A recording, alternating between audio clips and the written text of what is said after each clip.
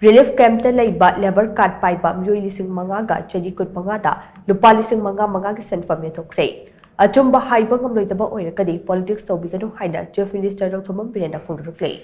Wafam ase hojik lamdam asina thokliba irang asina maram oiraga relief camp ta leiba labor card paiba meeoi lishing mangaga chani kut mangada lupa lishing manga ki shenpham direct benefit transfer DBT ki khuthangda khusinabagi thoramda mahakna phongdokhibani. Department of Skill, Labor, Employment and Entrepreneurship ke makhada Manipuri Building and Other Construction Workers Welfare Board ne sinjurangase Chief Minister Secretary ki Darbar Hall da pangthokiba thoram aduda Chief Minister Nongthombam Biren makhata na hai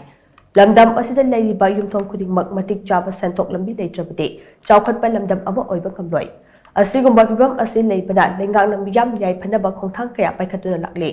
ngasi relief camp ta leiba labor card paiba meeoi lishing manga ga chani kun manga da lupa lishing manga gi apunbal lupa crore ani ga lakh marifu mapan lishing tara direct benefit transfer DBT ki khuthang da beneficiary sing da khusinaragani haina magna phongdokhe Chief Minister Nongthombam Biren makhata na hai School forgotten sin mission gi makhada relief camp ta leiba labor card paiba imung sing angang sing lenga ki school da lemna lai shut tambagi khudong chaw pire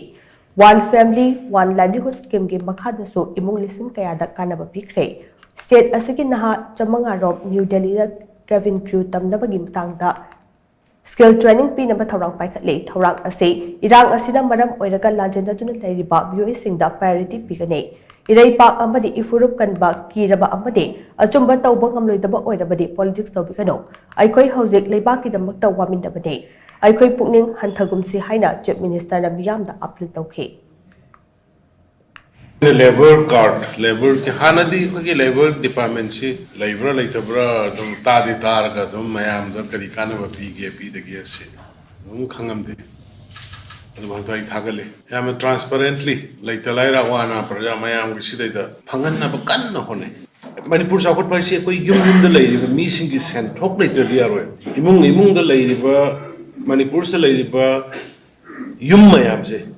praja lakh kunthra mukse masigi magi imung se da senthokkhre ga leitraga saving khre ga leitraga Manipur chokot pa yaro iramdam indigenous peoples mayoron dagi lai minara ba khoi mya adu kiraga di politics togno laiba kanba kiraba jati kanba kiraba moina sawini ne na dum nang nachan nasa ba du yonthokka da mi waraga di politics torkono nasagi nazati ki dongta lepang amgoda boerba naraiba ki dongta lepang amgoda boerdi politics toro aduga kibagi vote kai hidra ai pham tu hidra ai moina ai saw hidra ina achumba haiba ngamoida boergadi asengba to bunga moida boergadi politics torko politics di aruba laiba ki pon sana ba pon ate si politics bu sana numda gi ninga si akoina waris adi manungda koi 25000 1 lakh biga da 25000 akoi tharo kare adi mathakta labor de police wanda ka ni rubla suru man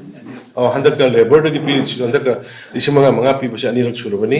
adi mathakta akoi gi relief to leiba khotpa mayam se akoi private company da namuk thagi do 196 namuk